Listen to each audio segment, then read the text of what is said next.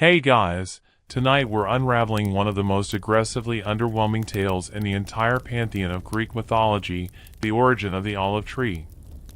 And yes, it's somehow even less dramatic than it sounds. You find yourself floating high above ancient Greece, suspended in a sleepy fog where the peaks of Mount Olympus poke through like disinterested gods. Literally. Mount Olympus is where all the divine drama allegedly happens, if by drama, you mean prolonged pouting, impulsive contests, and vague thunder threats. You drift toward the summit. There's Zeus, king of the gods, in a toga that's more wrinkled than fabric. His beard is tangled like he fell asleep in a laurel bush again. He's staring out over the Aegean with the expression of someone who forgot whether he already smited something today. The sky's gray. There's a suspiciously chilly breeze. Even divine weather isn't perfect. Zeus stretches. Thunder rumbles half-heartedly. He doesn't even flinch. That's how bored he is. So, he mumbles, squinting at the coast far below, we still haven't named that city, have we? And that's the beginning. Of everything. Not the world.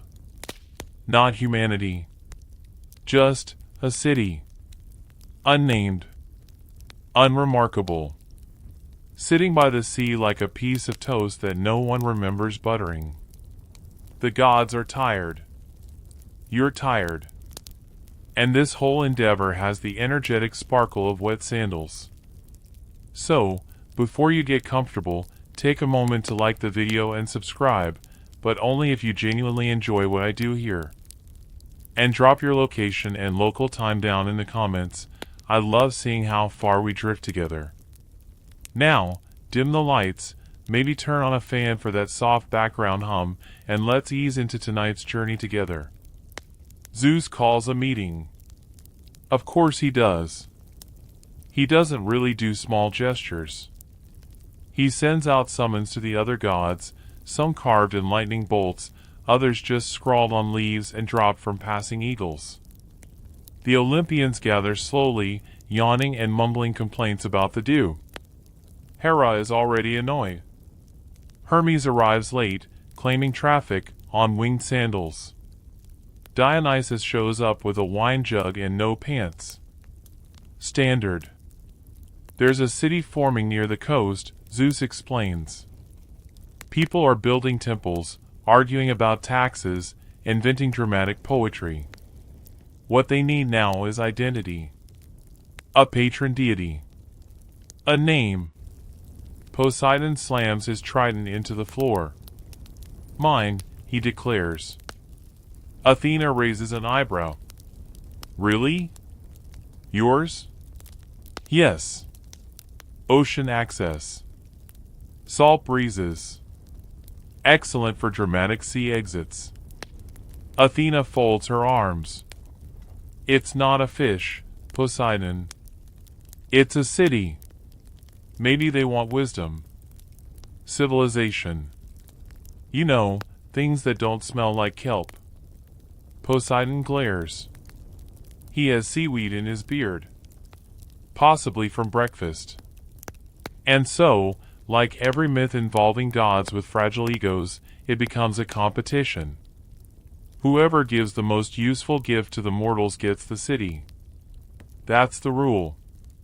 Which sounds fair, until you realize these are gods. Their definitions of useful are roughly as reliable as a shopping list scrawled in smoke.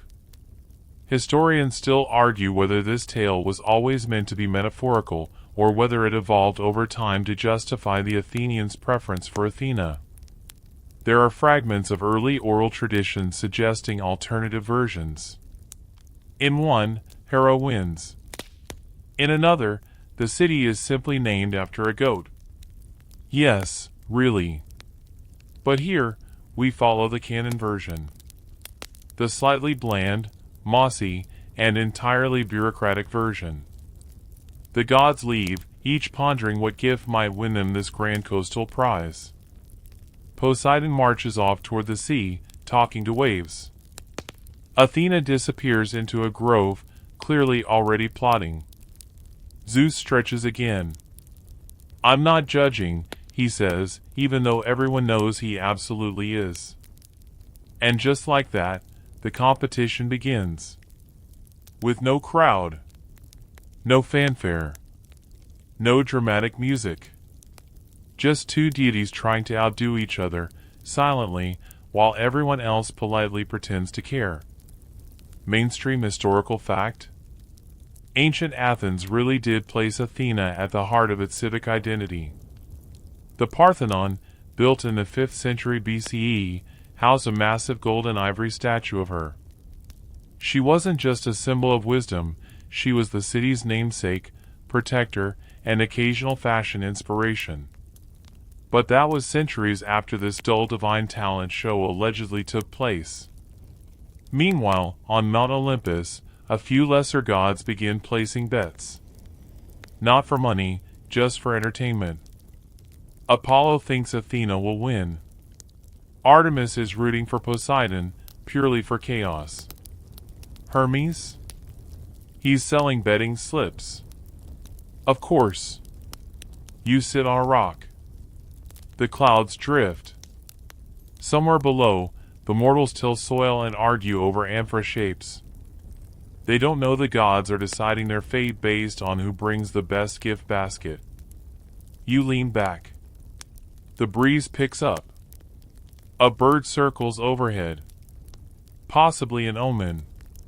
Possibly just a bored pigeon. Somewhere, the very first olive leaf begins to unfurl, quiet, slow, and completely ignored by literally everyone. But we'll get there soon. Poseidon is not what you'd call a subtle god. He doesn't do quiet contemplation or gentle gestures.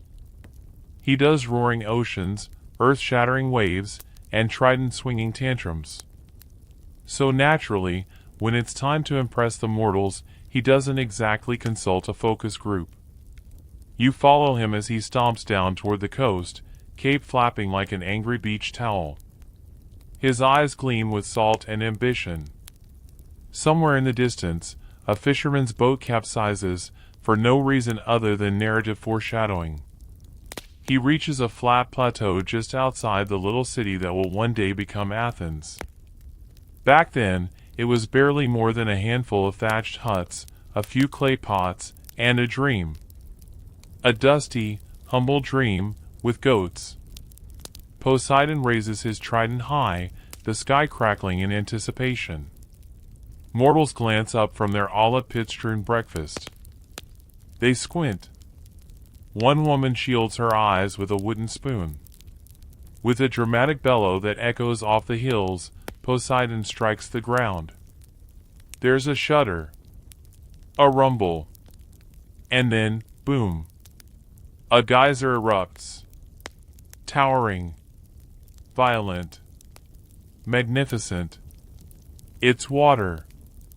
Soaring into the air like Poseidon just declared bath time for the entire countryside. The villagers stare in awe. And then confusion. And then, to their dismay, they get closer. It's salty, someone mutters. Another dips a jug in and takes a sip. Nope. That's straight up seawater. Can't drink it. Can't cook with it. Can't even bathe in it unless you enjoy smelling like regret. Poseidon beams anyway. He gestures at the briny fountain with pride. A gift, he proclaims. From the depths of the sea. A symbol of my dominion. Mainstream historical fact? Ancient Greek cities often tied their founding myths to a deity's unique power. Poseidon was commonly associated with earthquakes and the sea, two things that terrified, awed, and annoyed people in equal measure. His temples dotted coastal regions, often placed strategically near harbors or dangerous waters. But here's the problem. Saltwater fountains? Not super handy. Still, Poseidon doesn't care. He stands there, chest puffed out, beard glistening from ocean mist. He's already imagining murals of himself splashing water onto grateful farmers. One child points at the fountain and says, "Can it make bread?" Another says, "It smells like dead fish." Poseidon's eye twitches. A crab scuttles out of the fountain and makes for a fig tree. No one claps. You hover nearby, watching. You want to be impressed. Truly, you do. But Poseidon's approach is like giving someone a fish tank as a wedding present and forgetting to include the fish, or water filter. A few mortals try using the seawater in their cooking fires. One pot explodes. One goat refuses to drink from it, which is saying something because goats will drink just about anything. Another man just uses it to clean his sandals and ends up with a rash. The salty spring, majestic though it may be, slowly becomes more nuisance than miracle. Someone tries to cap it with a rock. Someone else builds a bench next to it and just uses it as white noise while arguing with their spouse. Still, Poseidon insists this is greatness. Historians still argue whether this part of the myth was a political dig. In the post-Mycenaean era, different regions competed for divine favor. Some scholars think this myth was used to subtly mock rival sea powers, suggesting that a salty gift, like maritime dominance, looked impressive but wasn't especially nourishing. Others claim it reflects the balance between Poseidon's destructive tendencies and Athena's more generative ones. One splashes, the other plants. Poseidon doesn't ponder symbolism. He just wants to win. And so, with his gift now slowly soaking a nearby goat trail, Poseidon folds his arms, narrows his eyes at the horizon, and waits. Not that anyone told him Athena was already on her way, with something a lot quieter and a lot more useful. Meanwhile, on Olympus, the betting pool begins to shift. Hermes raises his odds for Athena. Apollo drafts a lyric poem about Poseidon's fountain being emotionally compelling, but ultimately impractical. Aphrodite just rolls her eyes and says, "Typical man. All splash, no substance." Down on Earth, the villagers try to ignore the giant salty spout now ruining their wheat storage. One man builds a fence around it and charges people to come see the god's puddle. The line is short. It's just two curious sheep. Poseidon sulks on a rock nearby. His ego is waterlogged. A fish flops beside him and then gives up. You, meanwhile, wander toward the grove beyond the hill where Athena is calmly, quietly planning something that doesn't require shouting. Poseidon sighs and watches as the sun sets over his underwhelming gift, the once majestic fountain now home to exactly one confused jellyfish. And you get the sneaking suspicion that salty water might not be enough to win this round. You step lightly through the dry grass and olive-colored haze as the wind carries whispers of incense and old sandals. Over the ridge, far from the briny splash zone and Poseidon's self-pity, Athena sits beneath a fig tree, calm, composed, and completely unfazed. There's no thunder. No spectacle. Just the gentle rustling of leaves and the distant clink of a trowel. Athena is gardening. Yes, gardening. She kneels in the soil, robes neatly arranged to avoid any grass stains, because she's still a goddess, not a dirt enthusiast. In her hands, she holds a seed. A simple one. Small. Shriveled. The kind of thing you'd throw out unless you knew exactly what it could become. She studies the earth like a chessboard. Then digs a shallow hole with the end of her spear, not the bloody end, just the polite planting end, and drops the seed in like she's done this before. She isn't flashy. She's strategic.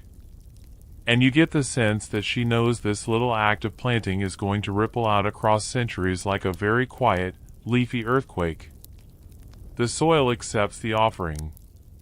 The breeze holds its breath. You wait. And wait. And there it is. A sprout. Small. Pale green. A bit unimpressive, really. If Poseidon gave a fireworks show made entirely of fish sauce, Athena just handed out a flyer printed in recycled ink. But it grows. Slowly. With purpose. Mainstream historical fact. The olive tree is native to the Mediterranean basin and has been cultivated in Greece since at least 2500 BCE. It became central to Greek agriculture, economy, and religious symbolism. The fruit, though bitter when raw, could be pressed into oil that powered lamps, seasoned food, anointed athletes, and made ancient skincare slightly less terrifying. You crouched next to Athena. The tree is no taller than your knee. A bit gangly. Leaves shaped like teardrops. But there's a softness in its presence. It smells like dry earth and patience. Behind you, a shepherd walks past with 3 goats and squints at the sapling. Looks edible, he mutters. Athena glances at him sideways. Eventually, you can almost hear Poseidon snorting from the coast. The villagers gather slowly. They form a loose circle, like they're not sure whether they're at a divine ritual or a local produce fair. No one claps. But no one leaves, either. Athena straightens up and gives them her classic stare, the one that suggests she's 3 moves ahead and might also correct your grammar if you speak too quickly. This tree, she says, will feed you. Light your homes. Clean your skin. Heal your wounds. One woman raises her hand, as if this is a town hall meeting. But when? Athena blinks. When you learn to wait. Quirky historical tidbit? Olive trees don't bear much fruit until they're around 5 to 8 years old. In other words, it's not a fast payoff. Ancient farmers had to commit. But once mature, a tree could produce olives for centuries. There are still olive trees in Greece today that were planted before the Roman Empire existed. Back in the crowd, a man scratches his beard. So, no immediate snacks? Another asks, does it explode? No, Athena says, serene. But it endures. One goat bleats in approval. Or hunger. Hard to tell. Historians still argue whether the myth of Athena's olive tree was invented after olives had become essential to the Greek economy, or if it emerged as a myth to encourage agricultural patience. Some argue it's propaganda in botanical form. Others believe it was genuinely revered from the start, a natural miracle elevated to divine status by a culture obsessed with order, balance, and breakfast. You lean against a nearby stone, eyes half-lidded. This is no splashy contest anymore. It's a war of vibes. And Athena's vibes are quietly winning. She waters the sapling with a ladle of cool spring water, fresh water, not Poseidon sea soup. Then she steps back, satisfied, and lets the breeze take over. A few townsfolk murmur. They don't understand the full impact yet. But they nod politely. One man whispers, well, at least it's not wet. And just like that, the mood tilts. Poseidon's gift had drama, sure. But this has roots. Literally. A priestess with olive-colored robes kneels beside the tree and lights a small bowl of oil. Not olive oil yet, mind you, probably goat tallow, but it's symbolic. You can feel the momentum shifting. Athena smiles slightly. The same smile she'd give if she just defeated you at chess using only pawns. Up on Mount Olympus, Hermes quietly collects more bets. Dionysus is asleep. Apollo is composing a hymn to the noble bitterness of the olive. And Zeus? Zeus is stroking his beard again. He likes storms, yes. But he's also fond of things that take root. The olive reminds him of law, of structure, of something he can point to during family arguments and say, "See? Civilization." Back in the grove, Athena walks away, her work done. The sapling sways in the wind, modest, firm, unshaken. You stand beside it a while longer. It's not majestic. It's not flashy. But it promises something Poseidon's water never could: longevity. Plus, it doesn't attract jellyfish. The villagers gather again the next day. They stand between the salty fountain and the baby olive tree, arms crossed, expressions mixed somewhere between intrigue and how do we politely tell Poseidon no. It's awkward. Like choosing between two relatives' casserole recipes at a family reunion. One is flashy and spicy, the other is edible. You shuffle forward with them. The tree has grown just a little overnight. Or maybe it hasn't, but that's the thing about plants, they're sneaky. They do all their work when no one's watching. Quiet. Productive. Absolutely not Poseidon's vibe. Poseidon watches from a tide pool nearby, arms crossed like a Sati statue. His trident droops slightly. The fountain burbles beside him, trying to stay relevant. A crab climbs out and scurries toward the olive tree, because even crustaceans understand where history is heading. Zeus appears, not with lightning or fanfare, but with a slightly undercooked breakfast in one hand. He chews slowly, watching both gifts. You can tell he'd rather be anywhere else, but rules are rules, and divine competitions need divine conclusions. He clears his throat. Ahem. Mortals, gods, livestock. The villagers look up. A sheep sneezes. Someone drops a clay bowl. Zeus gestures toward the salt fountain. Here is the gift of Poseidon, Lord of the seas. May your thirst for grandeur be quenched, metaphorically. A few people clap out of fear more than enthusiasm. Then he turns to the olive sapling. And here, the gift of Athena, goddess of wisdom, of crafts, of common sense, which none of you have, but she tries anyway. More clapping. Louder this time. Sincere, even. A child hugs the tree. Poseidon scowls so hard a wave crashes behind him without warning. And then, Zeus declares it. This city shall be named Athens. That's it. That's the moment. No fireworks. No earthquakes. Just a few goats bleating and a mildly interested pigeon. Mainstream historical fact? The name Athens is indeed linked to the goddess Athena, whose worship was central to the city's identity. The myth of the contest between Athena and Poseidon is one of the oldest origin tales, and versions of it appear in inscriptions and temple reliefs dating back to the 6th century BCE. Poseidon slinks off toward the sea, muttering something about better tides elsewhere and kicking a pebble with enough force to launch it into next week. You almost feel bad. Almost. Meanwhile, the villagers start building a low fence around the olive tree. Someone writes property of Athena on a rock and sets it beside the roots. It's not official signage, but it'll do. You wander through the gathering crowd. People are already planning how to press the olives once they grow. One potter starts sketching new amphora shapes to store oil. A group of women talk about using olive oil for lighting, less smoky than animal fat, and it doesn't attract as many flies.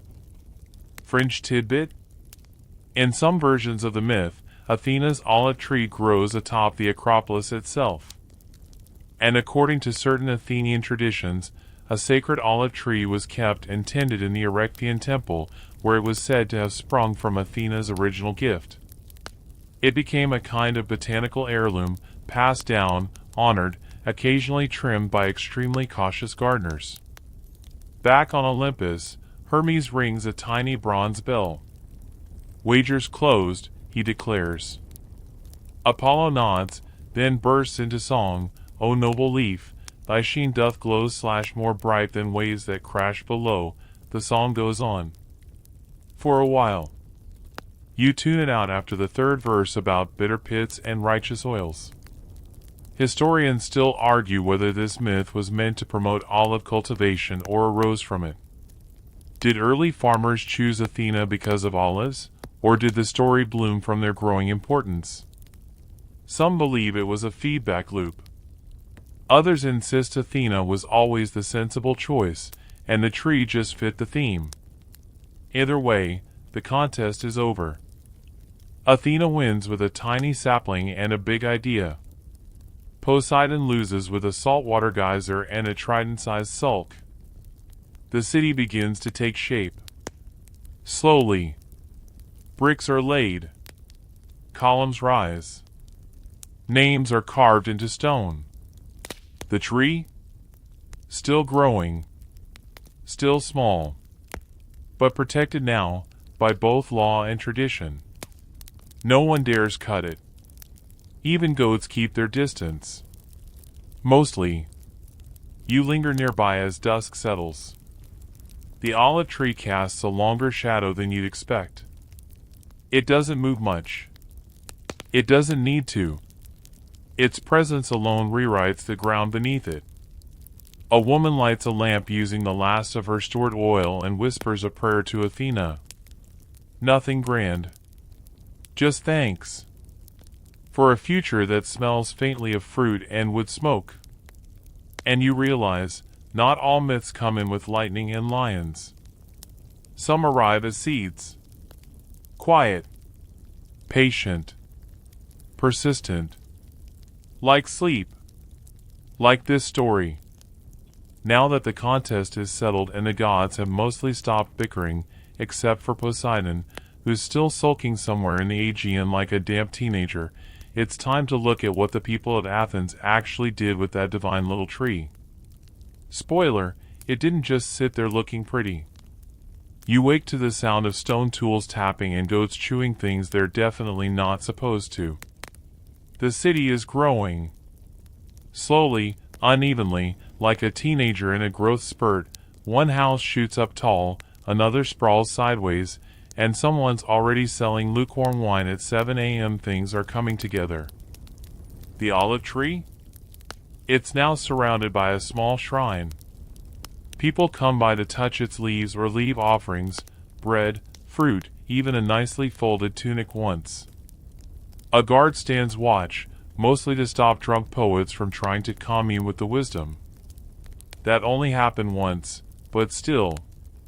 Soon, more olive trees are planted throughout the surrounding hills. The saplings, cut from branches of Athena's sacred tree, are thought to carry a bit of her wisdom. Or at least her knack for not drowning cities in brine. Mainstream historical fact? Olive cultivation became one of the economic foundations of ancient Athens. The tree was so revered that damaging it could result in severe penalties, including exile. The oil itself was exported across the Mediterranean, making Athenian olives something like the ancient version of that one fancy brand of organic olive oil you always pretend to like. You watch a farmer demonstrate the pressing process. He uses a stone mill to crush the olives, then packs the pulp into woven baskets, stacking them under a weighted press. Golden oil oozes out, thick, fragrant, slightly cloudy. A child pokes it with a stick. This smells weird, the child declares. That's the smell of money, the farmer replies. Another fringe tidbit? Olive oil wasn't just for cooking, it was also used as fuel for lamps, a base for perfumes, and even an athletic body rub. Ancient Greek athletes would slather themselves in oil before competitions and then scrape it off afterward, along with a generous layer of dust, sweat, and regret. The collected goop, called gloios, was sometimes sold as a kind of miracle ointment. No, really. Athena's gift becomes more than a tree. It becomes infrastructure. Food. Light. medicine, art. Potters start designing special amphorae just to carry the oil. Some get fancy, painted with scenes of gods, battles, and a suspicious number of owls. You follow one potter as he carefully sculpts a new jug. He frowns, mutters something about getting the feathers wrong, and starts over. Around this time, the city holds its first olive harvest festival. There's music, dance, and the world's most carefully judged olive oil tasting. One judge claims he can taste hints of fig in distant thunder. No one knows what that means, but he says it with confidence, so they clap anyway. Historians still argue whether this massive reverence for olives was purely spiritual or cleverly strategic. Did the Athenians build their entire culture around this crop because they genuinely believed it was divine? Or did they cleverly make it divine to justify an economic system that was already olive-based? Some say the myth followed the agriculture. Others say the agriculture followed the myth. But either way, the result was the same: olive oil became liquid gold. And not just locally. Soon, merchants begin carting huge jars of the stuff across the seas. It's traded in Egypt, Italy, Phoenicia. One shipment is so large, it requires its own boat. A storm hits halfway through the voyage and the crew slips a little too often, but they make it. Mostly. The olive tree, back in the Acropolis, just keeps growing. Someone carves a little owl into the bark. Athena's favorite bird. Probably unauthorized, but she lets it slide. The city continues to evolve. Roads widen. Markets buzz. Philosophers begin showing up and asking inconvenient questions. But through it all, the olive remains the backbone, simple, bitter, and more useful than any goat ever dreamed of being. And you? You lean against a sun-warmed column, eyes half closed. There's something soothing about watching a society slowly build itself on the back of a fruit most kids today would spit out. The festival ends. People go home with baskets full of olives, jugs of oil, and dreams of better harvests next year. A woman carefully lights her lamp, using the first press from Athena's tree. The flame flickers but holds. It's small, quiet, steady, just like the goddess who gave it. And somewhere out at sea, Poseidon sneezes from all the pollen. You sit at the edge of a stone wall, olive branches waving lazily overhead, and watch the Athenian sun spill across rooftops like warm honey. It's peaceful, until you realize there's a philosophical debate happening 20 feet to your left about whether olives are more divine than grapes. Welcome to Athens. The city is deep in its olive era. Not just planting them, not just pressing oil, but weaving olives into everything. Law, politics, fashion. If they could make a chariot out of olives, they probably would. You wander the agora, the buzzing heart of the city, where merchants shout and argue over prices. One stall has olive oil soap stacked like soft green bricks. Another sells miniature amphorae shaped like owls, completely impractical, but the tourists love them. Someone else has made olive-shaped jewelry. Earrings. Necklaces. A bangle that pokes your wrist every time you move, but still, it's popular.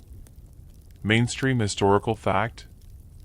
The Panathenaic Games, held every 4 years in honor of Athena, awarded winners not with money, but with large amphorae of sacred olive oil.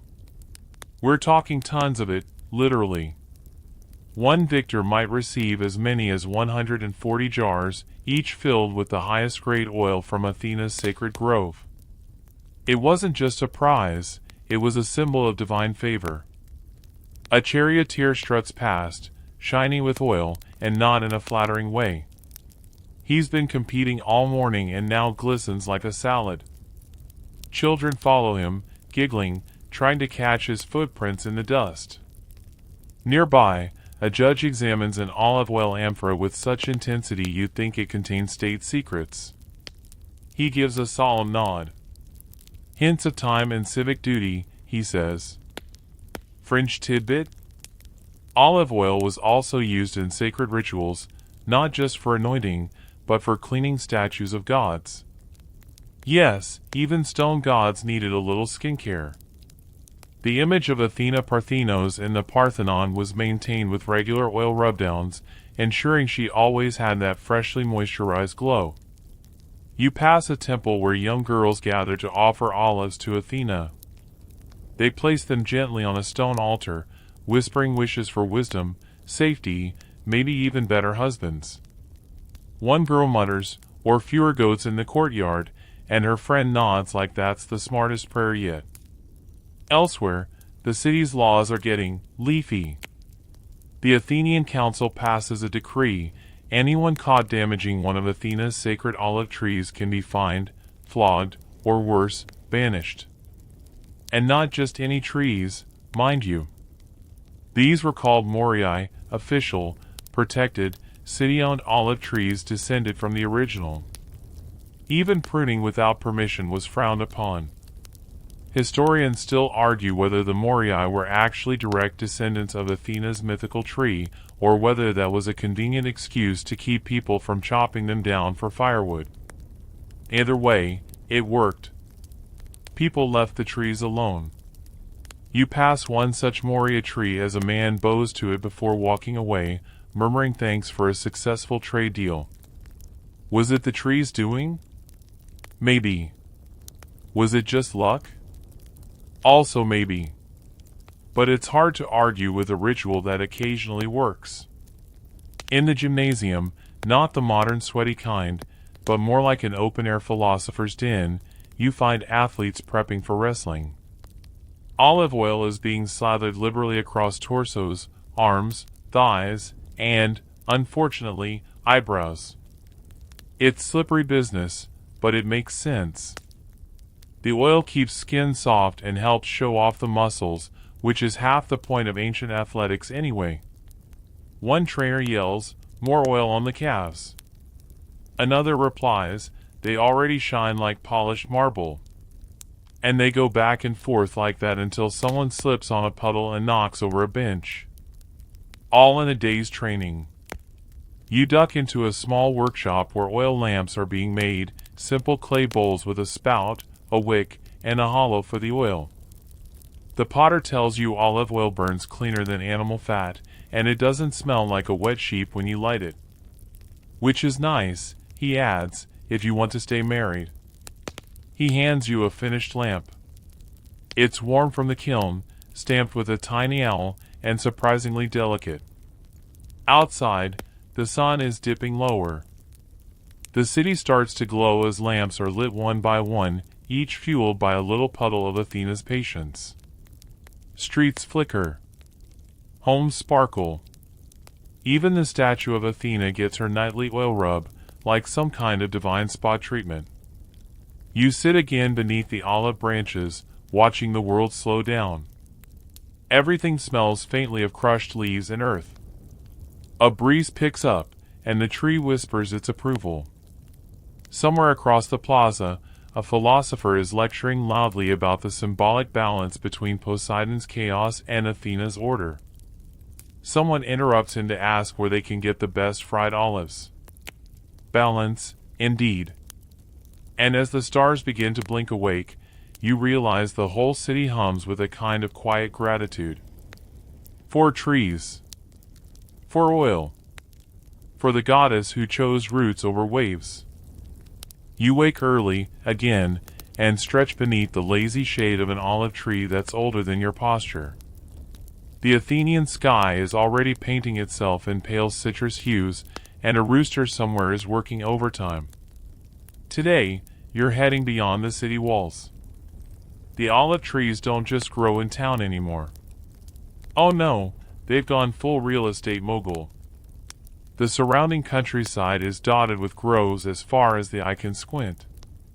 Some trees are so old they look like they've been through 12 wars, a handful of weddings, and one very loud festival. Their trunks twist like pretzels, gnarled and wise. Farmers rise before the sun, tugging on sandals and yawning so dramatically you'd think they were auditioning for a tragedy. They file out into the groves with baskets, cloths, and small wooden rakes. No machines here. Just patience and a healthy tolerance for bug bites. Mainstream historical fact: olive cultivation in Attica, the region around Athens, was so widespread by the 5th century BCE that it became the single most exported product of the region. It wasn't just a foodstuff, it was a geopolitical tool. Athens paid for ships, war efforts, even temples, with proceeds from olive oil exports. As you trudge alongside one small family, the work is rhythmic. Branches are shaken or gently combed with rakes, and the olives rain down like pebbles into nets below. Not all olives are created equal, some are for pressing, others for curing, and a few unlucky ones are just there to attract birds. The sun rises higher. The groves hum with insect songs. A boy tries to eat an olive off the branch and immediately regrets it. Raw olives are bitter. Terrifyingly bitter. The kind of bitter that makes you rethink your life decisions. A woman nearby laughs and hands the boy a cured olive from her pouch. Much better. Salt-cured. Soft. The kind you could eat 100 of without realizing until it's too late. Fringe tidbit? The ancient Greeks didn't just eat olives, they used the leaves too. Crushed olive leaves were applied to wounds or brewed into bitter teas. Some believed it could cool fevers or ward off bad dreams. Others just liked the smell. You pause at a particularly gnarly old tree. It's split right down the middle and hollow inside, but somehow still growing. A farmer touches it reverently. This one saw the Persians, he says. And probably saw them leave again. You don't ask if that's true. Sometimes, the poetry is enough. Nearby, two farmers argue over pressing techniques, cold press or warm. One swears by some warm stones, the other insists on shade pressing for clarity. The debate goes on as long as the olives keep falling. You suspect it might last until dinner. Historians still argue whether ancient Athenians truly had sophisticated olive oil grading systems, or if that's a romantic projection from modern foodies. There's evidence of careful categorization: oil for lighting, oil for offerings, oil for eating, but whether there was a sommelier class of olive oil nerds remains unproven. Then again, you just watched two grown men nearly come to blows over flavor profiles, so, maybe. Once the baskets are full, they're loaded onto carts, wooden, creaky, pulled by donkeys who look like they've been through one too many harvests. They trudge toward the village press. The press is a marvel of slow violence.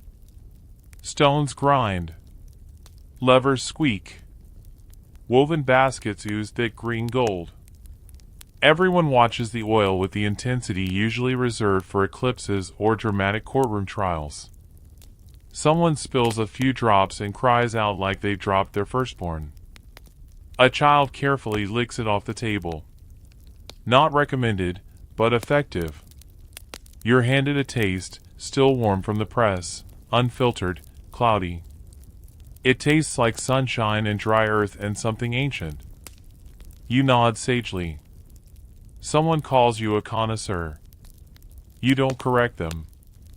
By midday, the heat grows heavy and the work slows. Farmers settle beneath the trees, sharing bread, figs, and olives stuffed with herbs.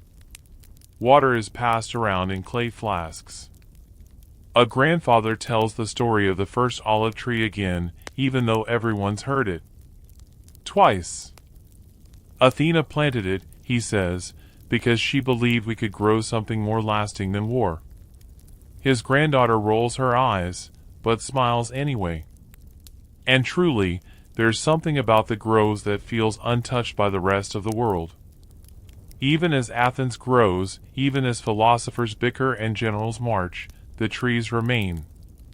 Steady. Silent.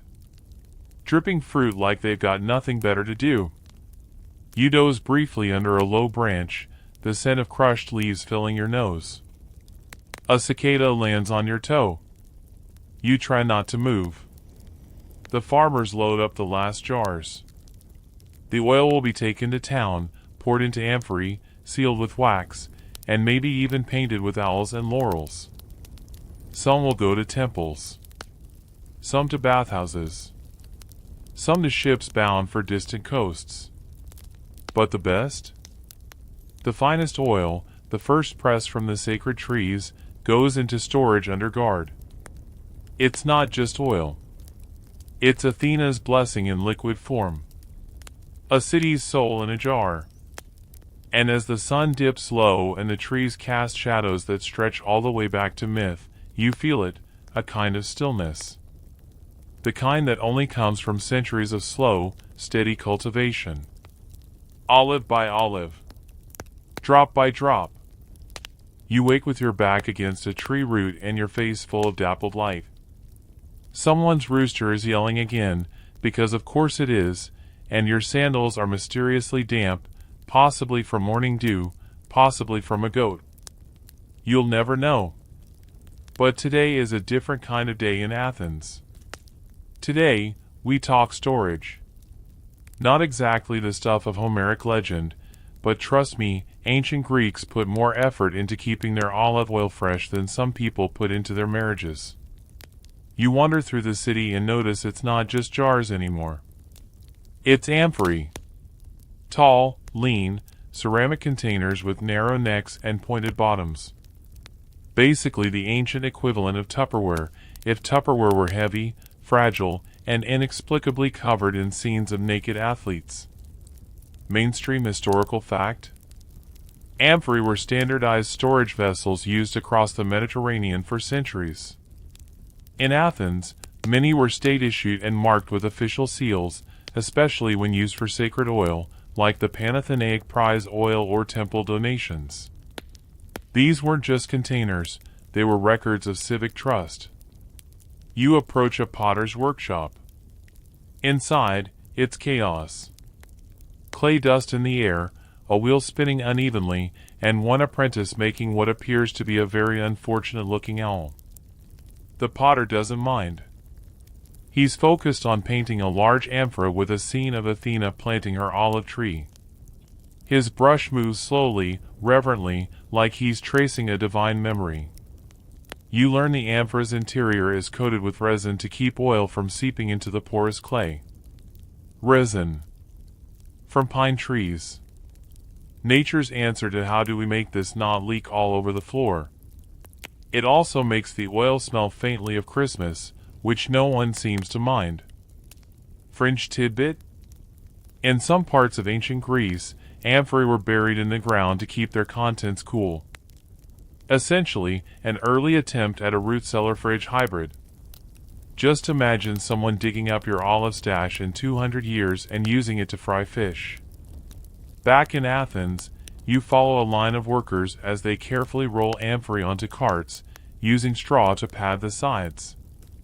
Each jug has its own identifying marks, often stamps or etched names, because if you're going to pay top drachma for oil, you want to make sure no one swaps it for budget blend from Corinth. Some amphorae are destined for trade. You pass a bustling dock where merchants load ships bound for Rhodes, Egypt, even Carthage. A sailor sniffs a jar suspiciously, then nods. Smells like democracy, he mutters. You decide not to unpack that sentence. Historians still argue whether these shipments were purely commercial or also symbolic. Did Athens export olive oil because it was profitable, or because it was spreading Athena's grace like peanut butter across the empire? Some suggest the amphorae themselves, painted with religious scenes, acted as miniature ambassadors, carrying divine imagery into foreign ports. As you walk through a storage yard near the Acropolis, rows and rows of amphorae stand like ceramic soldiers. Their shadows stretch long in the afternoon light. A priestess paces between them, inspecting for cracks. One jug leaks slightly, and a temple servant rushes to patch it with clay. You overhear a scribe cataloging them. 70 for the temple of Hephaestus. 30 for the gymnasium. 2 for the guy who won the foot race but twisted his ankle halfway through. Still counts. Oil is distributed carefully, sacred oil from Moriah trees for offerings, general oil for city use, and a whole separate category for export. You learn there are even state officials called epimeletai, or overseers, who monitor the Moriah groves and the oil they produce. Like ancient olive accountants. No one dreams of becoming one, but everyone respects their math. A group of children plays nearby, pretending to carry amphorae on their heads. One trips, the others laugh, and someone starts a chant. Athena says, "Don't drop the oil." It's surprisingly catchy. You pass a bathhouse where workers are preparing for the evening crowd. Bowls of olive oil are set out beside the pools, not for dipping bread, but for moisturizing and massages. There's a casual elegance to it. A man sprawled across a bench mutters, "Better than goat fat," as someone oils his shoulders. Hard to argue with that. Back in the agora, you notice a stall selling miniature amphorae filled with flavored olive oil, infused with garlic, thyme, or something dangerously close to citrus. The vendor smiles and says, "For the sophisticated palate." You nod, buy the garlic one, and regret nothing. There's even a local law office decorated entirely in amphorae. They say the lawyer once got a farmer acquitted for accidentally felling a Moriah tree because the wind did it. The jury bought it. Probably because he brought them honey-dipped olives. The city, in many ways, runs on oil. Not metaphorically, literally. It's in the lamps, on the athletes, in the kitchens, at the shrines. It's currency. Ritual. Identity. You climb a short hill at dusk and look out over the rooftops. Here and there, you see flickers of flame behind windows, lamps burning steady. All fueled by those tall, painted jars. Amphorae standing silent in corners, keeping their contents safe, sacred, and slightly pine-scented. The olive oil waits, quietly important. It doesn't demand praise. It just is. And that, oddly enough, might be the most divine thing of all. You ease your way down the hill as twilight settles, and for once, there's a hush in the Athenian air. The stalls are closing, lamps flickering on, and the scent of grilled onions and olive oil dances between alleyways. But tonight, we're not lingering in the agora. Tonight, you're going to school. Not that kind of school. Not arithmetic and reading. This is Olive School. Sort of. You follow a young man in a worn but tidy chiton as he makes his way into a modest hall tucked beside a pottery shop. Inside, a group is gathered in a circle, some scribes, a few priests, a farmer or two, and one highly alert tortoise on the edge of the room, possibly just lost. Mainstream historical fact? In classical Athens, the olive tree wasn't just a plant. It was a cultural keystone, taught and discussed in civic education. Students memorized stories of Athena's gift, learned about the tree's legal protections, and even studied the practical uses of oil in domestic and religious life. This was myth, law, and science, all rolled into one oily subject. At the front of the room, a gray-bearded speaker adjusts his belt dramatically and begins, "The olive, my friends, is not just food. It is philosophy." You try not to roll your eyes, but okay. Let's hear him out. He launches into a monologue on the symbolic dichotomy between the olive tree and the vine. One is for wisdom, the other for wildness, he says. Athena versus Dionysus. Thought versus frenzy. Oil versus wine. A girl in the back raises her hand and asks if wine and wisdom really have to be separate. He pauses. Debatable, he admits, and she nods like she's won. Historians still argue whether these kinds of civic discussions, especially around plants, were taken seriously by the general population or mostly confined to elite circles. But in Athens, where even shoe prices were debated in public, it's not hard to believe that a lecture on olive trees could draw a crowd. You shift as the next speaker stands. She's younger, with olive wreaths embroidered on her sleeves. She talks about the oil's ritual use in childbirth, how it's rubbed onto the newborn, how midwives use it during labor to ease pain, both physically and symbolically. It smooths entry, she says softly, into this world, into this life. Fringe tidbit? Some temples offered small bottles of consecrated oil to women hoping for fertility. The oil was sometimes mixed with herbs, buried under beds, or even painted on doorposts. Was it science? Faith? Hope disguised in viscosity? You step outside for air. The sky is velvet now, pierced with stars. A group of boys sits nearby, tossing a ball and arguing whether it's okay to use leftover lamp oil for cooking. One claims it makes lentils taste like charcoal. Another insists it's just added flavor. You don't join in. You've had enough accidental resin-flavored bread for one lifetime. You walk a little farther into the residential quarter, modest homes with flat roofs, walls plastered in fading ochre and seafoam.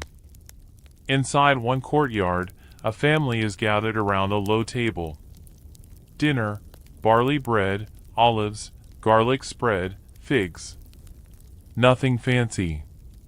But everything glows under the flickering light of a tiny clay lamp filled with, what else, olive oil. The father dips his bread in oil and makes a quick gesture to Athena. Not elaborate. Not loud.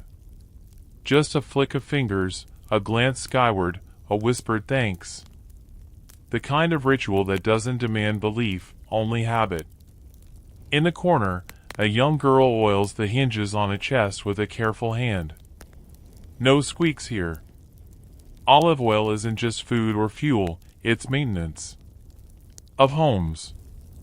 Of tools. Of lives. You lean against a wall and sigh. There's a quiet intimacy to all of it. The oil isn't flashy. It's not trying to be wine, with its bacchanalian flair. It's subtle. Functional. Kind of like Athena herself, if you believe the stories. Brilliant, restrained, perpetually tired of Poseidon's nonsense. As the night deepens, you head back toward the Acropolis. Torches line the path. The marble stairs are slick from centuries of footsteps and the occasional rain. At the top, the Parthenon looms, columns glowing gold under the moon. A priest tends the oil lamp before Athena's statue, her massive chryselephantine form towering over the chamber. The lamp is always kept burning, a symbol of the goddess's eternal watchfulness. The oil?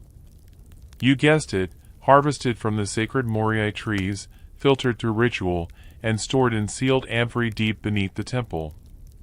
You pause as the priest bows, whispers, pours a few drops of fresh oil into the lamp. The flame dances but doesn't flicker. Somehow, it's steady, like it knows it's part of something far older than itself.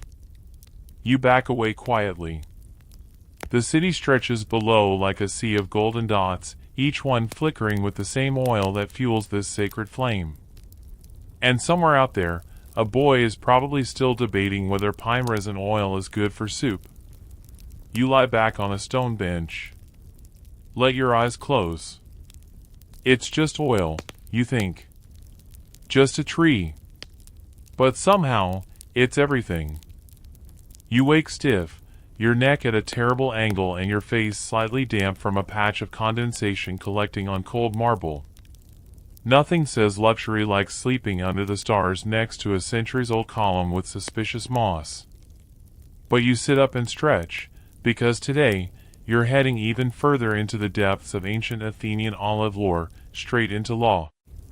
Not the kind of law that has courtrooms with shouting lawyers and dramatic objections. No, this is olive law. Bureaucratic. Fussy. So oddly specific it borders on obsessive. And yet, essential. Mainstream historical fact? Ancient Athens had legal codes explicitly protecting sacred olive trees, particularly the Morii, which were believed to be descended directly from Athena's original gift. Cutting one down, damaging its roots, or even harvesting improperly could lead to steep fines, exile, or in some cases, death. You trudge along toward the Areopagus, a rocky hill used for official trials and deliberations. On the way, you pass a farmer being gently interrogated by a city inspector, or epimeletes. The man insists he wasn't harvesting from a Moria. It leaned into my field. The tree crossed the line. The inspector scribbles notes on a wax tablet with the same enthusiasm as a DMV clerk from 2006.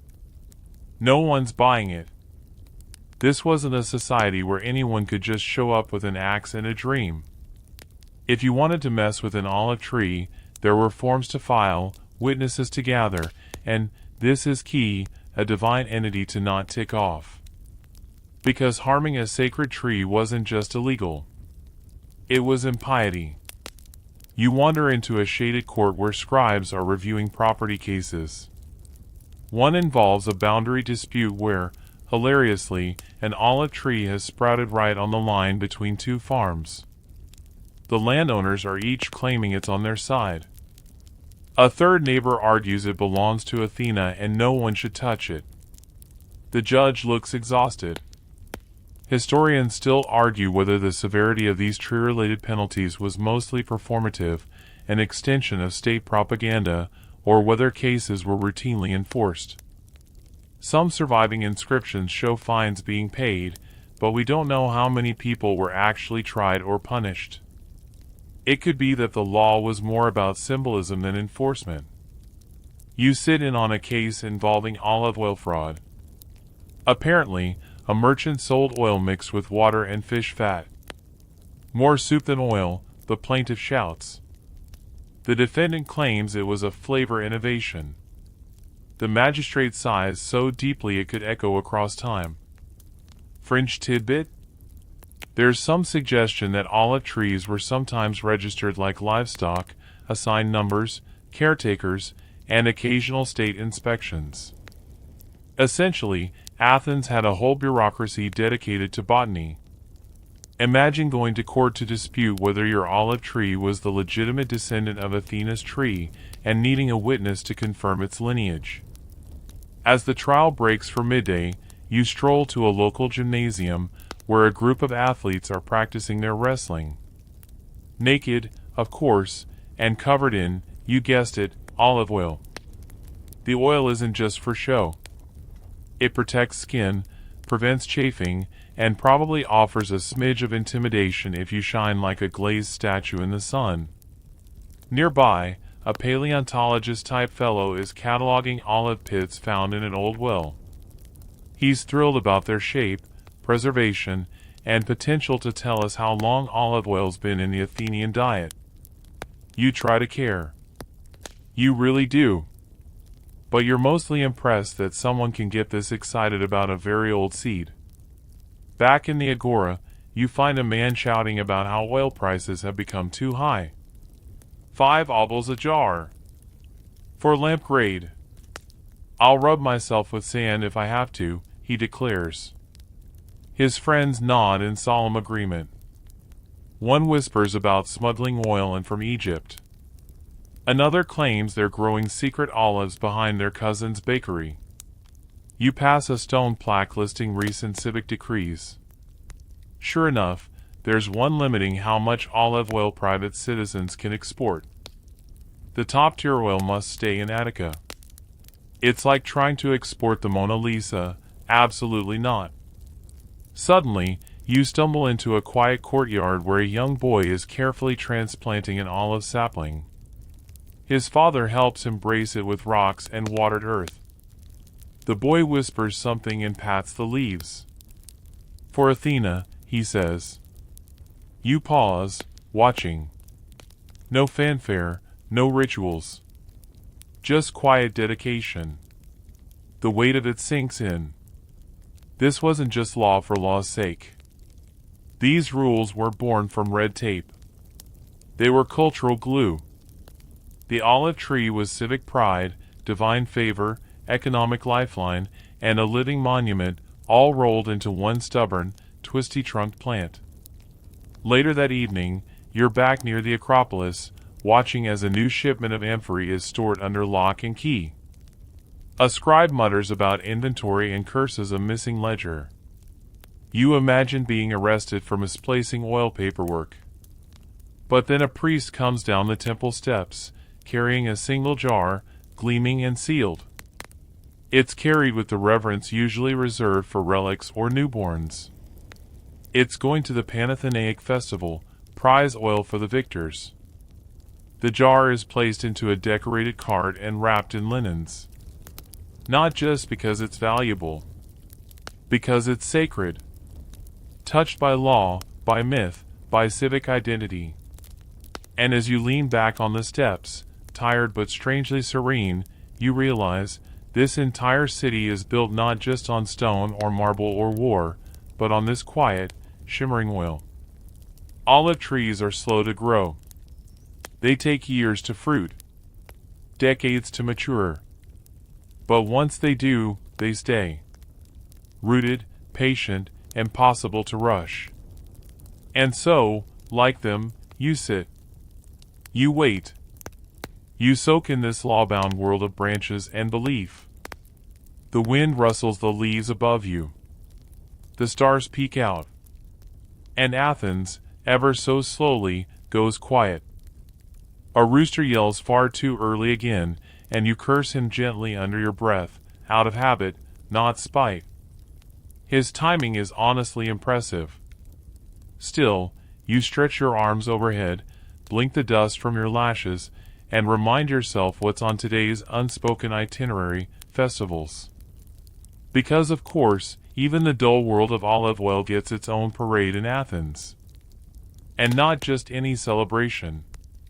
Today, you witness the Panathenea, the grand civic religious festival thrown in honor of Athena herself, and, spoiler alert, it involves a ludicrous amount of oil.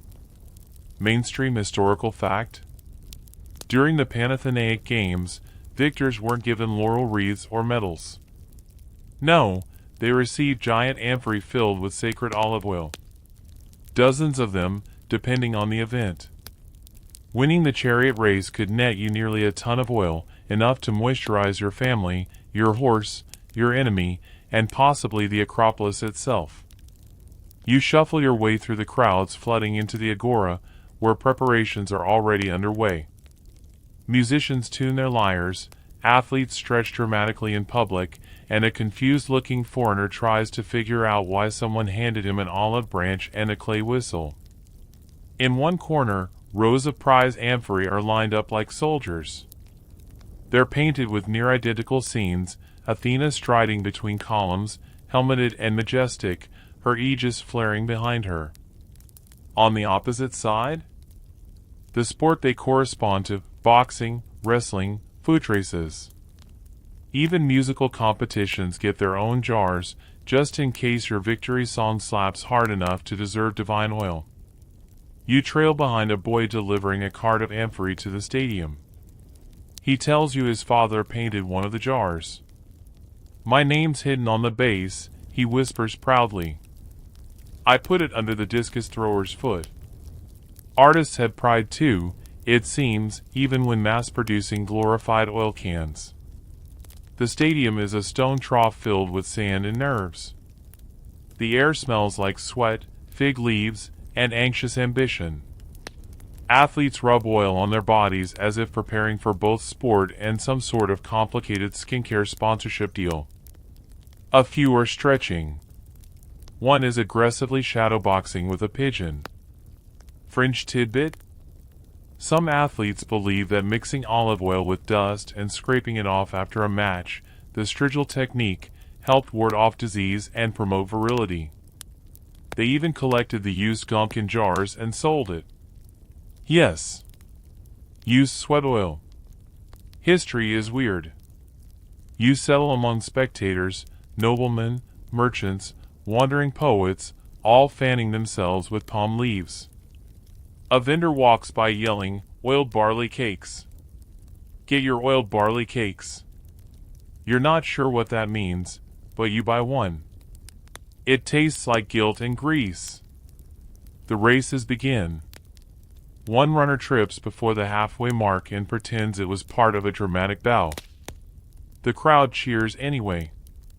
The winner of the foot race is a wiry teen with calves carved from marble and exactly 0% body fat. He gets thunderous applause, an olive wreath, and 20 amphorae of sacred oil. He immediately trips over one. Historians still argue whether the oil was given purely as a prize or also as a sacred form of patronage, meant to elevate athletes to semi-mythical status. Some say the oil's divine association blurred the lines between mortal skill and divine favor. Others think it was just really good currency. You wander into the musical arena, a quieter place with lyres, flutes, and poetry recitations. A nervous bard stumbles through a hymn to Athena, and the crowd responds with polite, if sleepy, claps. The winner is handed a modest amphora and gives a small bow. "To keep my throat smooth," he jokes. You sincerely hope he doesn't drink it straight. After the games, the real spectacle begins, the Panathenaic procession. You follow the wave of citizens climbing toward the Acropolis. Maidens in saffron tunics carry offerings. Priests wave incense censers. Artisans walk with tools on display. Even medics, resident foreigners, march with pride. And at the heart of it all, a giant new peplos robe is presented to Athena's statue, embroidered with scenes of her glorious deeds. Somewhere near the front, an official balances a gleaming amphora atop a golden litter. Everyone moves carefully, reverently. This isn't just oil. It's the product of sacred groves, pressed by chosen hands, stored in state-sealed jars, and offered not for flavor, but for divinity. Back near the Parthenon, you catch your breath as the procession finally halts.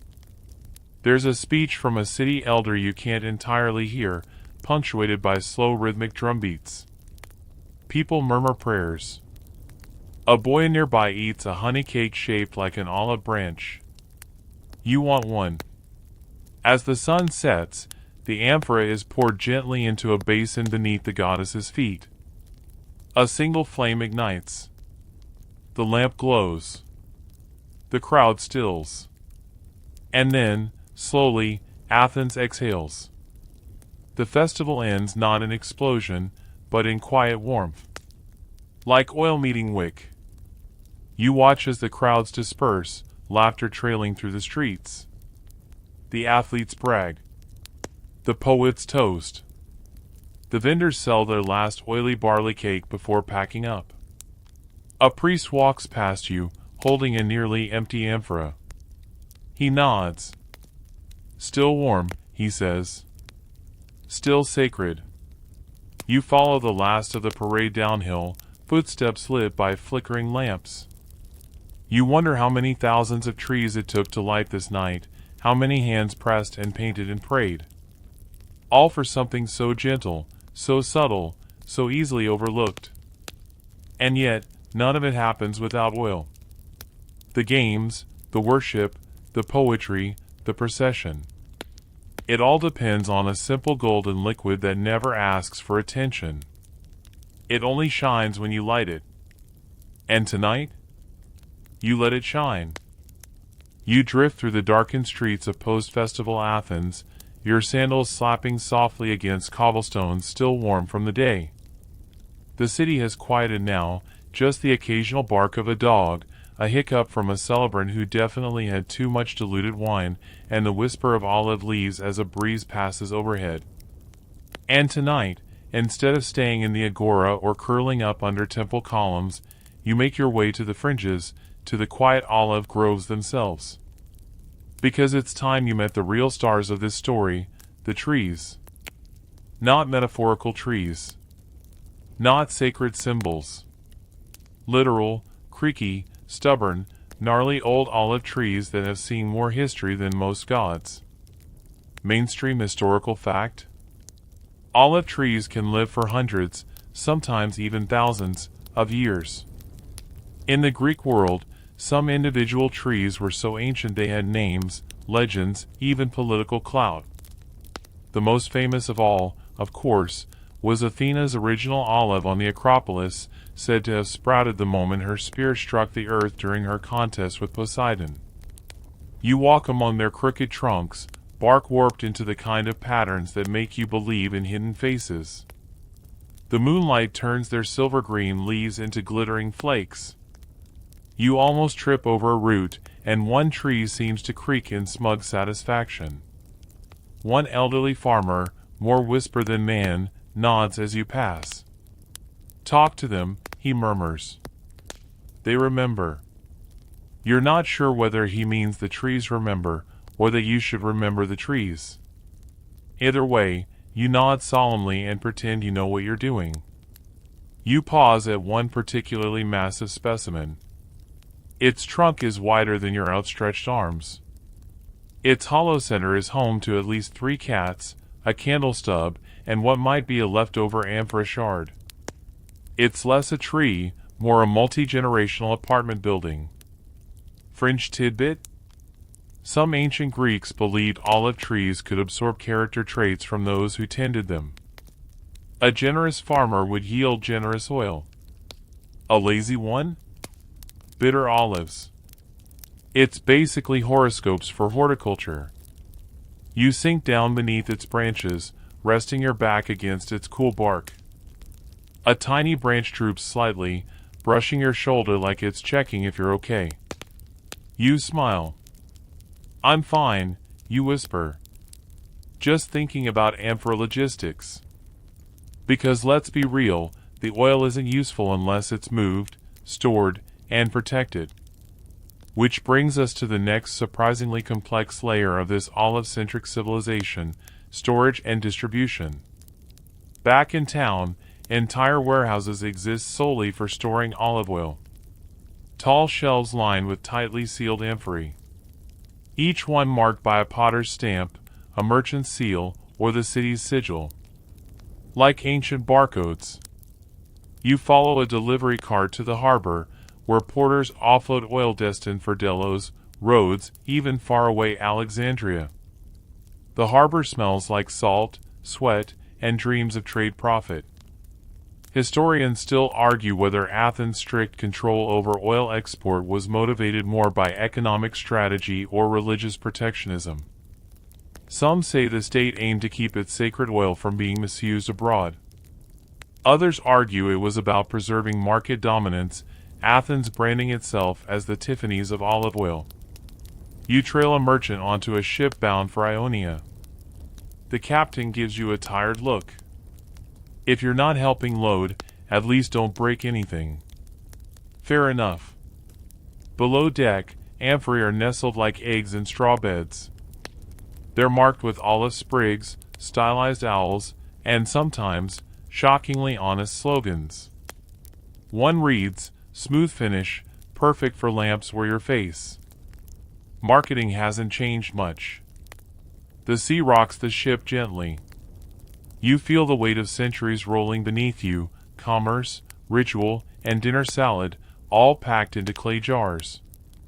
When you return to land, you find yourself back in the workshop district, watching potters shape the very jars you just saw shipped. One is muttering about a recent shipment that exploded in the kiln. Too humid, he groans, or Athena's just mad again. The process is delicate. Clay from Mount Hymettus is mixed, kneaded, formed on wheels, fired, and sealed. Some amphorae are purely utilitarian. Others are works of art, black figure and red figure masterpieces that end up in symposiums or temples. You dip into a side alley where a few broken jars are being recycled. Crushed into powder, some become sealant or packing filler. Nothing is wasted. Not even the shards. Nearby, a boy is drawing tiny owls onto fresh amphorae. He insists each one is different. This one's angry. This one's sleepy. That one's judging me. Honestly, he's not wrong. You've never felt more judged by pottery. As night deepens, you pass a tavern where merchants are negotiating the price of an upcoming oil shipment. One claims his olive grove gets extra sun because of the way the hills slope. The other says, "My trees listen to music." You're not sure who's lying harder. The barkeep slides you a small dish of oil with bread. You dip. It's smooth, golden, nutty, with a little peppery burn at the end. You try not to get emotional. It's just oil, you remind yourself. Except it isn't. It's trade. Worship. Tradition. Identity. And somehow, it all flowed from a single mythical tree in the middle of a divine contest. You finish your bread and step outside. The air smells of sage, night jasmine, and the ever-present trace of olives. Somewhere in the distance, a nightingale sings. Or possibly a drunk merchant. The trees are waiting when you return. Silent. Ancient. Familiar. You lie down beneath the same gnarled branch. You close your eyes. You wonder, did Athena know her olive would outlive marble and myth? Probably. Goddesses tend to play the long game.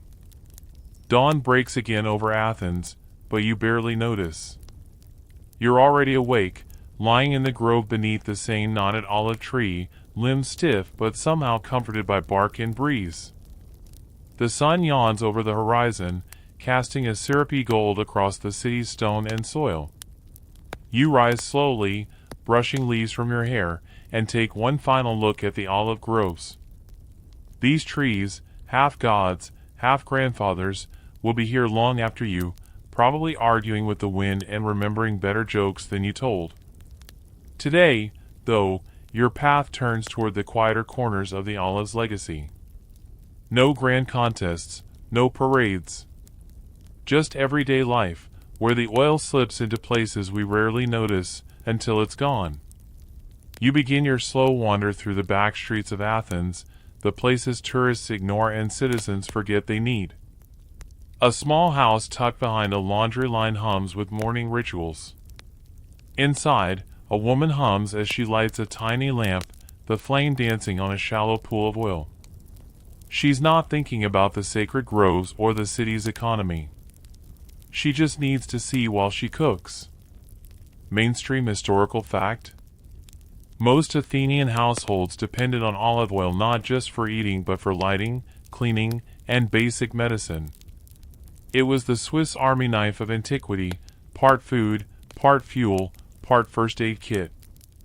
Add it to barley, pour it in lamps, rub it on sore joints, offer it at the altar, or clean a wound. You name it, someone tried it. The kitchen air smells of garlic and lentils. You watch as she adds a splash of oil to a clay pan and begins to stir. The sizzle is immediate, familiar. A toddler toddles in with something sticky on his face, and she wipes it off with an oil-soaked rag like it's just another day in paradise. You lean in. Do you use the good stuff? She snorts. The good stuff is for weddings. This is for breakfast. In another courtyard, an old man is massaging his arthritic knees with warm oil. It creaks less, he mutters to nobody in particular. Though maybe that's just in my head. He looks up at you. Olive oil cures everything, except complaining. Fringe tidbit? There were entire schools of ancient healing that used olive oil in spiritual and physical treatments. Dream healers in Asclepian temples used it in anointing rituals, claiming it could cleanse not just the body, but the mind. Some even whispered that oil amplified dreams, making visions clearer. You wonder how many sleepovers went terribly sideways because of that rumor. You sit in a bathhouse later, watching people scoop oil into their hands and smear it across skin like human candles. Men chat, argue politics, and occasionally slap each other's backs with the force of a falling amphora. One guy insists the best oil comes from Lesbos. Another says Boeotia. Someone in the corner grumbles, "If you haven't crushed it yourself, don't talk to me." Historians still argue whether such casual use of sacred olive oil in places like bathhouses diminished its religious value or simply reflected a culture where sacred and mundane blurred. Some think the overlap was intentional, that daily life was a form of worship. Others believe the average Athenian was just really into exfoliating. You dry off and stroll through the nearby market, passing booths with pressed olives, garlands of dried leaves, and, of course, bottles of oil in every shade of gold. One booth claims their blend is good enough to be poured on wounds and salad. Same bottle, the merchant shouts. 2 uses, 1 price. You're briefly distracted by a puppet show reenacting the myth of Athena and Poseidon. It's low budget, and Poseidon's trident is clearly a fork, but the crowd loves it. The punchline? Poseidon's wave destroys a farmer's socks. Athena's tree gives him a warm dip for them. Everyone cheers. Behind the stall, a small shrine glows. Just a tiny statue of Athena, a miniature amphora, and a flickering oil lamp. No fanfare. No priest. Just quiet devotion. You follow a woman carrying an oil jar through winding alleys to a midwife's hut. Inside, the air is thick with steam and anticipation. A young mother grips a cloth, breathing hard. A midwife rubs oil into her hands before beginning her work. You stay only long enough to understand, even here, in life's rawest moments, oil offers comfort, utility, and connection. Later that evening, you return to the Acropolis, not for a festival, but for silence. The crowds are gone. The temple columns stand tall and unbothered. At the base of Athena's statue, a single lamp remains lit. You sit near it, watching the flame wobble gently in the wind. The oil burns slower here, steadier, as if even fire remembers to be reverent. Someone behind you says softly, "The city breathes through her tree." You turn. It's the same elderly priest who spoke at the festival. "We guard the groves not because we worship the tree," he adds, "but because it reminds us who we are when no one's looking." You nod, unsure whether to feel moved or mildly scolded. Probably both. He smiles and hands you a tiny amphora. "For your dreams," he says. "Just a few drops." The clay is cool in your hands. The cork smells like memory. You wander downhill as the lamps begin to glow across the city. One by one, like stars mimicking the sky. Athens never sleeps fully. But it dreams. It dreams in olive light. You reach your bedroll beside the olive grove, the tiny amphora tucked beside you. Somewhere nearby, an owl hoots once. Twice. Then silence. The flame in your mind flickers. You imagine it held in 1,000 tiny bowls, lit by tired hands, feeding warmth into temples, kitchens, hospitals, and hearts. Not a bad legacy for a tree that beat a horse wave. The owl's last echo has barely faded when you're already on your feet again. You stretch, stiff but strangely energized, like you've soaked up centuries of quiet resilience from that grove of gnarled, whispering trees. The amphora the old priest gave you remains untouched, resting like a tiny relic beside your bedroll. You tuck it into your pack. Somehow, it feels wrong to open it just yet. Maybe later, when the story is done. Because now you're following Olive Oil to one of its final, and often forgotten, chapters, the laws, the politics, the relentless bureaucracy that only ancient Athens could turn into something almost interesting. Your sandals crunch across the dry path leading toward the Areopagus, that stony, solemn hill where serious men once debated even more serious matters. You pause by the edge, watching goats munch on weeds like they're ignoring democracy itself. Which honestly, is kind of the vibe. Mainstream historical fact? Athens had strict regulations around olive cultivation. Very strict. So strict, in fact, that cutting down a sacred olive tree, known as a moria, was punishable by exile or even death. These were the state's trees, not your grandma's garden variety. You didn't touch them. You didn't move them. You didn't even look at them wrong without filing paperwork in triplicate. A scribe scuttles past with an armful of scrolls. You peek over his shoulder. Land deeds. Tree locations. Crop yields. Someone, somewhere, once had the thrilling job of being an olive tree census taker. Probably wore sandals with arch support. You duck into the public records office, a dusty stone chamber filled with wax tablets, annoyed clerks, and the scent of ancient ink. One bored-looking official recites complaints about unauthorized pruning. Third time this week, he sighs. It's always the branches, never the roots. No one respects roots anymore. Historians still argue whether the olive laws of Athens were mostly economic safeguards, religious rules in civic disguise, or a bit of both. Some theories suggest that olive control was a subtle way to keep landowners loyal to the state. After all, if your grove is sacred, you won't sell out to Sparta without divine guilt chewing at your conscience. You wander past a council chamber where a small dispute is unfolding.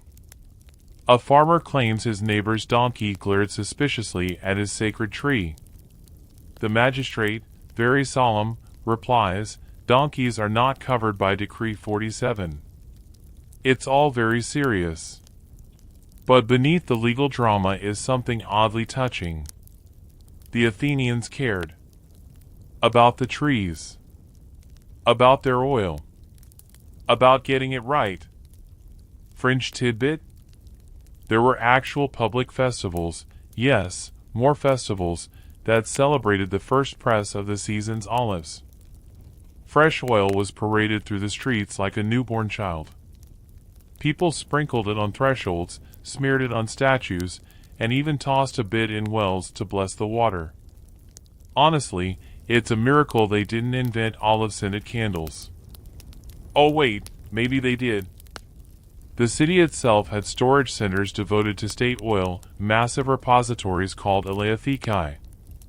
They were guarded, cataloged, and sometimes even audited. You picture a robed auditor dipping his stylus into an amphora like, notes of corruption and time. You slip into one of these storage buildings and feel the temperature drop. Cool stone walls. Rows upon rows of amphorae. It smells like an antique salad bar. An older guard lounges at the entrance, sipping something that is definitely not regulation. "You come account?" he asks. You shake your head. "Just visiting." He nods. They're quiet, the jars. But full of stories. Some of this oil lit the Parthenon during the Great Games. Some fed orphans. Some healed wounds after salamis. Some just made the best roast duck I ever had. You lead him with his memories and drift through the lower levels, where rejected or damaged jars are stacked in shadows. One has a crack down its side, sealed with pitch and hope. Someone's failed miracle. You trace a finger across its surface and feel the texture of age. Above, in the agora, you rejoin the crowd. A preacher is ranting about luxury and decay. When we used oil for light, we had wisdom, he shouts. Now we use it for frizz control. A woman nearby adjusts her glossy curls and rolls her eyes. The marketplace bustles with the sounds of trade, merchants bartering, farmers yelling, a man singing about his award-winning olives. You ask how many awards he's won. He whispers, none, but their self-esteem certified. A young boy runs past with a piece of bread dipped in oil. You follow him to a schoolhouse, where a teacher is lecturing about Homeric epithets. What's another name for Athena? She asks. A sleepy student mumbles, Lady of the Olive. Correct, she says. And that's not just poetry, it's legacy. Legacy. That's the word buzzing around your head as you meander back toward the Acropolis. The sun is low now, casting warm, golden shadows across the marble. The oil lamps are being lit again, one by one, their flames dancing like they're practicing for some divine audition. You sit near the base of the old olive tree again. The same one, twisted and eternal. You feel like it recognizes you now. Or maybe it's just wind through leaves. The amphora from the priest rests beside you. You finally uncork it. The scent is rich, earthy, faintly peppery, like soil and sunlight bottled together. You dip your fingers in and press them to your temples. Not for healing. Not for ritual. Just to remember. The breeze picks up, rattling branches. The stars blink on overhead. From gods to grocers, from festivals to legal codes, from ancient flames to modern moisturizers, this tree's story has touched it all. You exhale slowly, and for once, the world feels still. Olives. Who knew? You don't move for a while. The air's cooling, shadows stretching like sleepy cats across the Athenian hills. The grove behind you hums gently, like it's sighing after a long performance.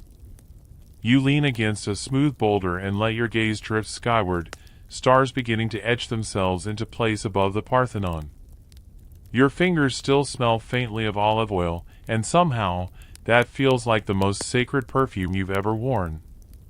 But before sleep truly takes over, there's one more winding trail to follow, the story of how the olive's mythic legacy trickled slowly, quietly, into the future.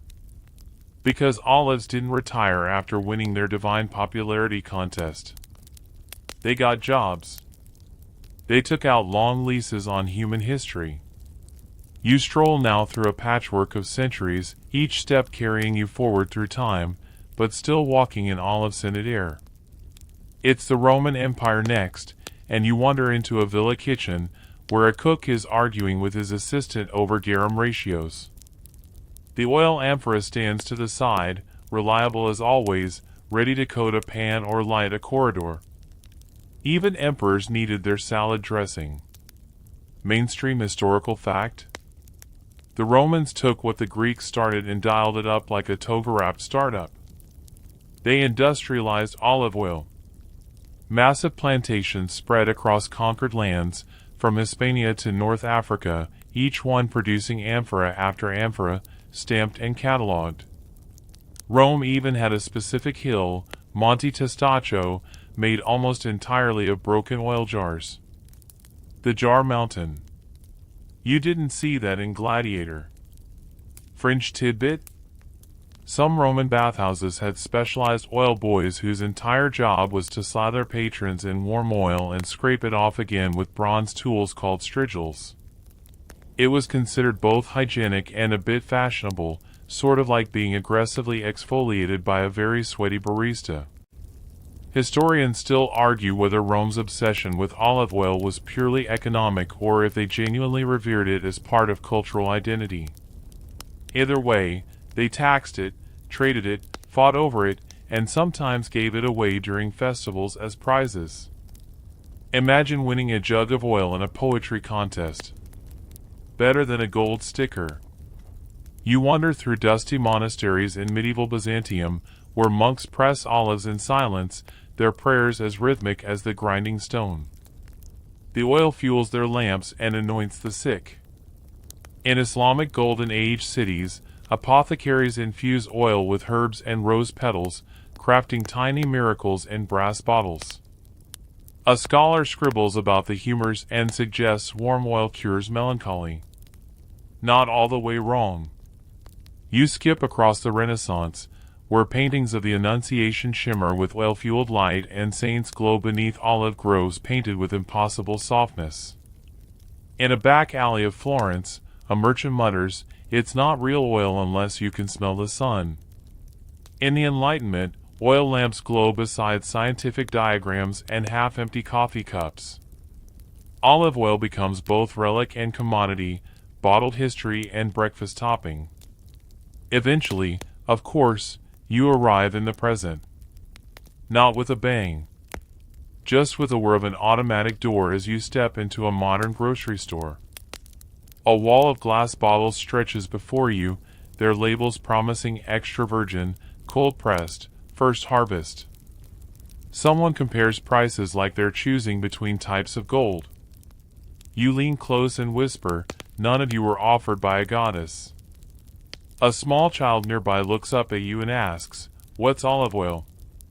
You blink. Pause. Then smile. "Magic," you say. "That tastes good on bread." And really, isn't that the point?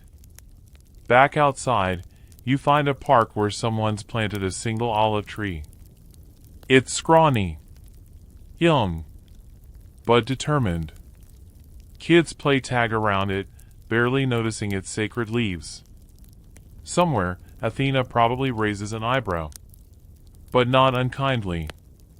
You sit beneath the tree and unwrap a small bundle of bread, cheese, and, of course, a tiny bottle of olive oil you bought earlier. You dip. Bite. Chew. It's peppery. Sharp. Ancient. You lean back against the trunk, looking up at the silver-green leaves flickering in the streetlight. Cars hiss past. A siren wails faintly in the distance. But here, for this moment, time folds in on itself. You think of Poseidon, salty and annoyed. You think of Athena, elegant and quietly smug. You think of the first farmer, of the temple priest, the bathhouse barker, the wounded soldier, the sleepy child. All of them touched by the same golden thread. And you. You close your eyes. The world smells like sunlight. The flame flickers once more. Now, let the images soften. The gods are quiet. The sea has calmed. The olives hang heavy on the trees once more, waiting for no one in particular, just content to sway gently in the breeze. You're not in Athens anymore. You're not in time. You're drifting. Breathe. There's no urgency now. The flame in the oil lamp still burns, but lower. Dimmer. As though it knows it's time to let you rest. The air cools around you, wrapping you in something that feels like linen and history and a touch of divine laziness. You've walked through temples and alleys, groves and kitchens. You've sipped oil from the past, warmed your hands in forgotten amphorae, and watched legends quietly spiral into mundane beauty. Let all of it settle. Let the golden light fade to gray, then to nothing. If there's anything left to carry, let it be this: even the dullest roots may hold sacred truths. Even something as unassuming as a tree might win a war. Or light a home. Or make toast taste just slightly better. The wind hushes. The grove is still. Your breath matches the rhythm of leaves you no longer see. Sleep doesn't take you, it welcomes you. Like an old friend. Good night.